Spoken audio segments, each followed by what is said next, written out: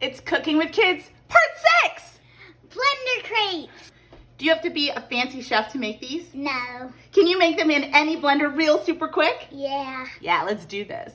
You need 4 tablespoons of butter. Melt 3 of them in the pan that you're eventually going to use and set 1 more aside. Now this is super important. You need to put your milk in first. That's so that your flour doesn't stick. Then crack 2 eggs and add those.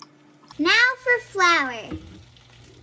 Add sugar, salt, and some baking powder. Then add a splash of vanilla. Splash! Whoa!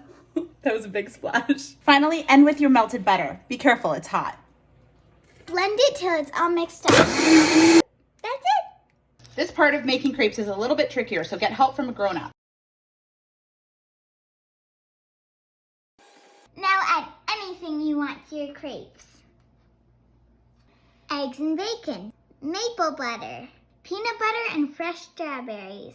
But I like mine plain. Enjoy!